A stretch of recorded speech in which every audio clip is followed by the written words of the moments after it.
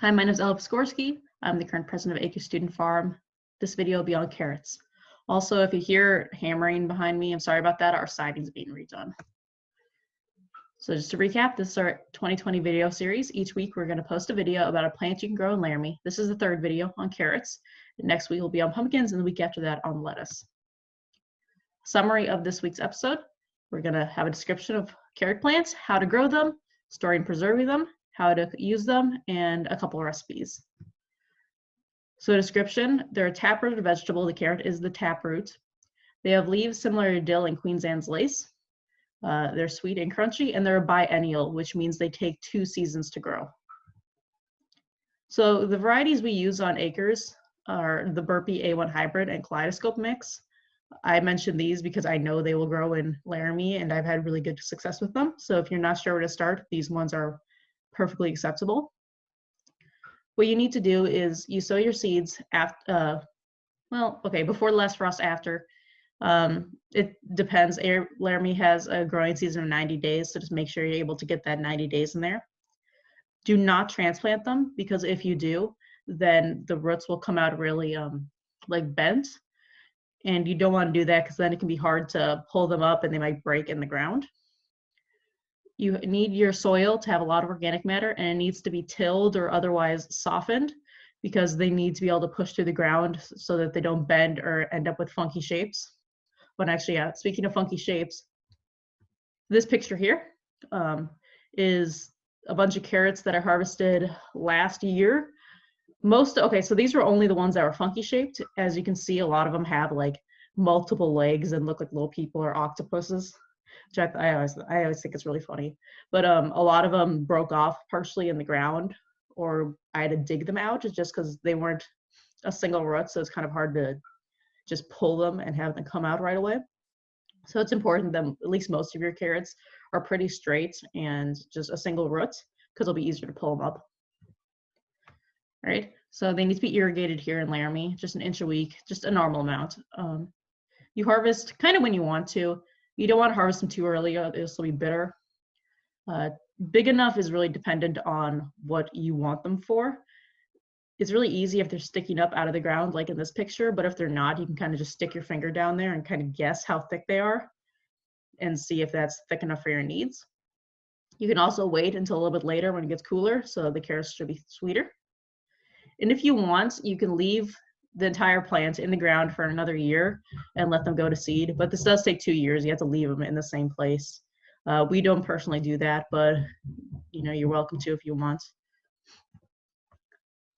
To store and preserve them, you have a lot of options. You can just stick them in the fridge. What my mom does is she wraps things in paper towels that are just the tiniest bit damp, and that seems to work really well to keep them from going kind of bendy too early.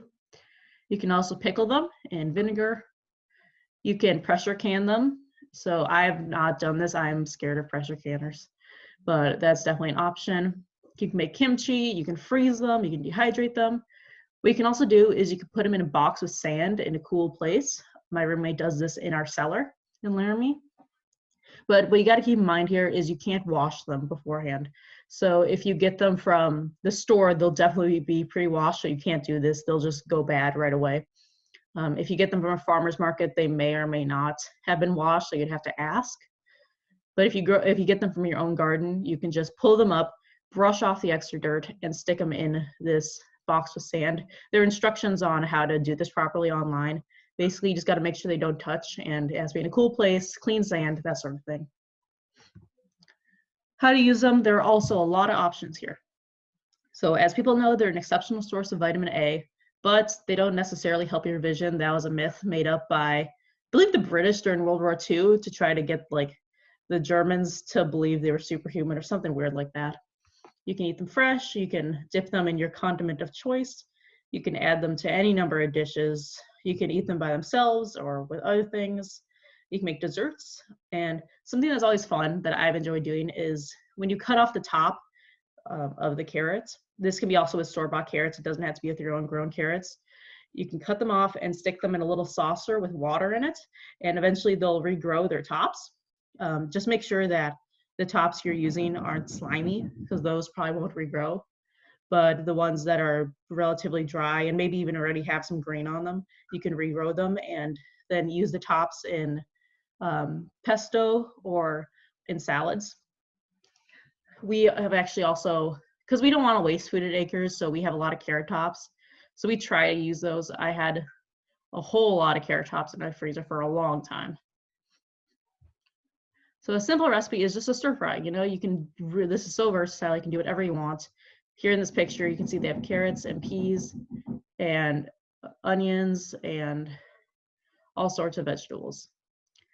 And then you can use whatever oil you have. Make sure it's one with a high smoke point, so no butter or anything like that. And season it with whatever you want, soy sauce, salt, you know, anything. And you can make it as crisp or as not squishy. You know, if you really want them to be squishy, they can be squishy, even though I don't think that's really a stir fry. Also, I got a plug. I made a carrot cake for my dad for a couple days ago on his birthday. Here it is. It was actually really simple to make. I'm not a big cake baker, but I managed to do it without too much trouble. It did stick to the pans, but I managed to get it out without it breaking, which I was really proud of because I usually don't manage to do that. But as you can see, it has pecans in it and fresh carrots, and it has a cream cheese frosting, which I really enjoyed. And my parents said that the cake was really good. So in conclusion, you have to direct sow the seeds into soft soil that doesn't have like rocks in it or big clumps. There are a lot of options to preserve and cook them. Next week in this video series, we'll be doing pumpkins.